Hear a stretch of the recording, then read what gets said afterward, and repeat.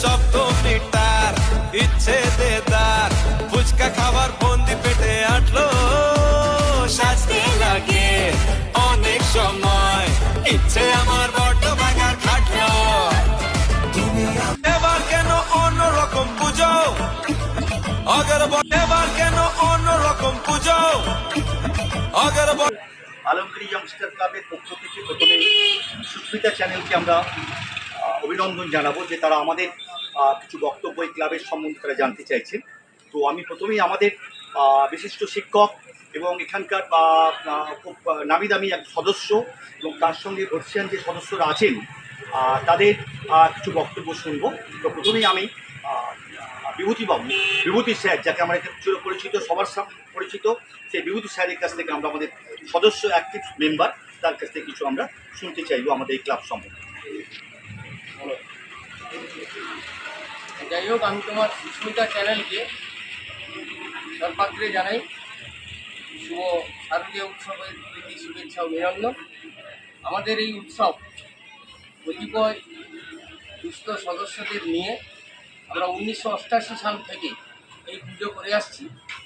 বর্তমান বছরে আমরা এই পুজো ডাকের সাইজের প্রতিমা তৈরি করেছি এবং আমাদের বিশিষ্ট মৃৎশিল্পী পশ্চিম মেদিনীপুরের বৈতার রৌচামোয়ার মৃৎশিল্পী কার্তিক রঞ্জিত তার সুদক্ষ তুলির টানে এই প্রতিমা ফুটিয়ে তুলেছেন। তাই আমরা মা দুর্গার আরাধনায় আগামী বুধবার থেকে আমরা ব্রতী হব। বুধবার তার মহাষষ্ঠী, এই ষষ্ঠী থেকে চলবে আমাদের মহাদশমী পর্যন্ত করব। প্রত্যহ আমাদের ঢাকের তালে বিভিন্ন ধরনের অনুষ্ঠান সূচি রয়েছে এবং সন্ধ্যায় মায়ের প্রসাদ বিতরণ রয়েছে। তো এই মায়ের যে মর্মর মূর্তি, আমরা এখানে কতিপয় গ্রামবাসী বা আমাদের নিজস্ব গ্রাম নিয়ে আমরা আনন্দযজ্ঞে মেতে উঠব। মায়ের যে 10টা রূপ, সেই 10টা রূপ আমরা প্রত্যেকের সামনে তুলে ধরব। তাই সেই মায়ের 10টা রূপ আমি বলছি। প্রথমং শৈলপুত্রীতি, দ্বিতীয়ং ব্রহ্মচারিণী, তৃতীয়ং চণ্ডঘণ্টেতি, কুষ্মাণ্ডেতি চতুর্থকম, পঞ্চমং স্কন্দমাতেতি, ষষ্ঠং কাত্যায়নী তথা, সপ্তমং কালরাত্রিতি, মহাগৌরী তিচাষ্টম, নবমং সিদ্ধিদাত্রীতি, নবদুর্গা প্রকৃতিতা। এটাই হচ্ছে মায়ের 10টা রূপ। তাই মা অসুর দলনী, মহিষাসুর মর্দিনী, তিনি অশুভ শক্তির বিনাশ করে বছরে এমন একটা দিন আসেন যেখানে শুভ শক্তির প্রতিষ্ঠা হয়। তাই আমরা এই মায়ের পুজোয় ব্রতী হয়েছি। সবাইকে আমরা তাই আপন করে নিতে চাই। সমস্ত হিংসা দেশ গ্লানি ভুলে আমরা এই শারদ মাতার ছত্রছায়ায় মিলিত হয়ে সাম্প্রদায়িকতার বিশ্বাসকে দূরে ঠেলে দিয়ে সম্প্রীতির বিজয় কেতন উড়িয়ে আমরা একই মন্ত্রে দীক্ষিত হব। সর্বমঙ্গলে শিবে সর্বার্থ সাধিনী, শরণ্যে ত্রম্বকে গৌরী নারায়ণী নমস্তে। এটাই হচ্ছে আমাদের ইয়ংস্টার ক্লাবের।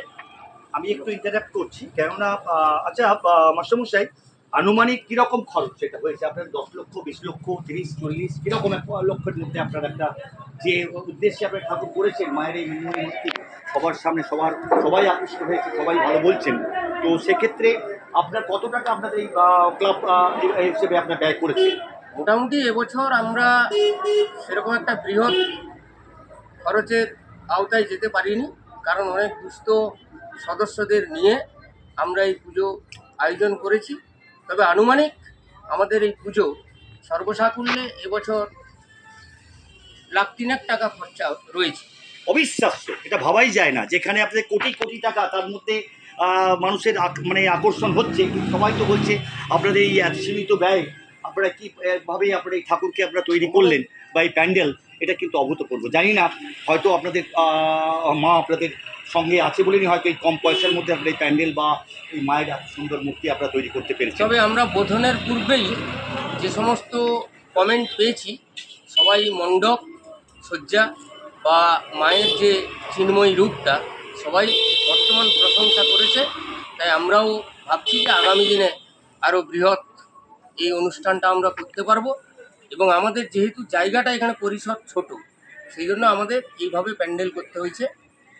সুতরাং সবাই এ পর্যন্ত বোধনের আগের পর্যন্ত প্রশংসা করেছে। কিন্তু এই যে আপনার আলমগীরির আমি যা শুনলাম, আমি আজ মানে লোকের মুখ থেকেই শোনা, অনেক টাকাই অ্যাডজাসেন্ট যে সমস্ত আরও দুটো প্রতিমা হয়েছে, অন্য দুটো নিউ জাগরণ বা ওই লহরিয়া বলে একটি ক্লাব, সেখানে প্রায় 30 লক্ষ 40 লক্ষ টাকা খরচ করেছে।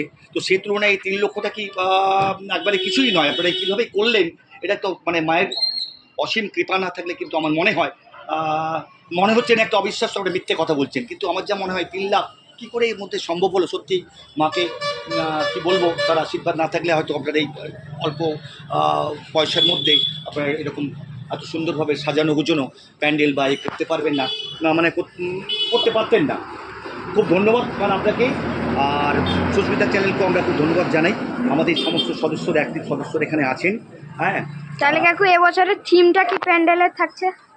প্যান্ডেলের আমাদের থিম থাকছে, মায়ের তো মূর্তিটা আমাদের ডাকের সাইজ হয়েছে, আর প্যান্ডেলটা আমাদের প্যান্ডেলটা বলতে পারি না, এটা বুদ্ধর একটা মানে বুদ্ধ মূর্তির এ নিয়ে তার একটা ভাবনা নিয়ে আমরা করেছি মানে সবার সামনে।